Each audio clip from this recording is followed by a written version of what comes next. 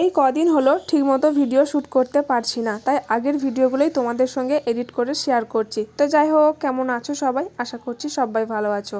আরও একটি নতুন ভিডিওতে তোমাদের সবাইকে ওয়েলকাম জানাই। তো যাই হোক, সকালবেলায় দেখছি মা শাক নিয়েছে, তাই শাকটাই মা আর মেয়ে দুজন মিলে বাছছিলাম। আর তারপর একটা ভিডিওর ভয়েস দেওয়া ছিল, তাই ভিডিওটা ভয়েস দিতে গিয়ে ফ্যান অফ করেছিলাম, তাই এত পরিমাণে ঘেমে গেছি কি বলবো।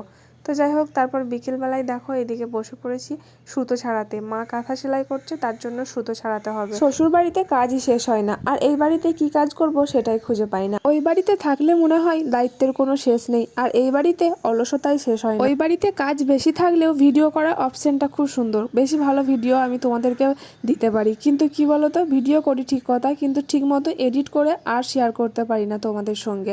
সেই ভিডিও আমাকে আবার এই বাড়িতে এসে এডিট করে তারপর তোমাদের সঙ্গে শেয়ার করতে হয়। তো যাই হোক, এদিকে দেখো আমি অনেকগুলো সুতো ছাড়িয়ে দিয়েছি মাকে, এখনও অনেকগুলোই বাকি আছে। তবে আমিও একবার লেগে গেলাম কাঁথা সেলাই করতে।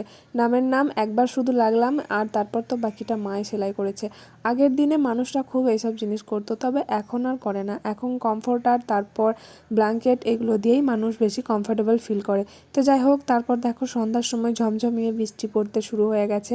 আর এদিকে দেখো আমাদের বাড়ির কাজ অনেকটাই হয়ে গেছে, আর কিছুটা বাকি আছে, তাহলেই কমপ্লিট হয়ে যাবে। তো চলো, ভিডিওটা এখানেই শেষ করছি। সবাই ভালো থাকবে, দেখা হয়ে যাবে নেক্সট কোনো ভিডিওতে।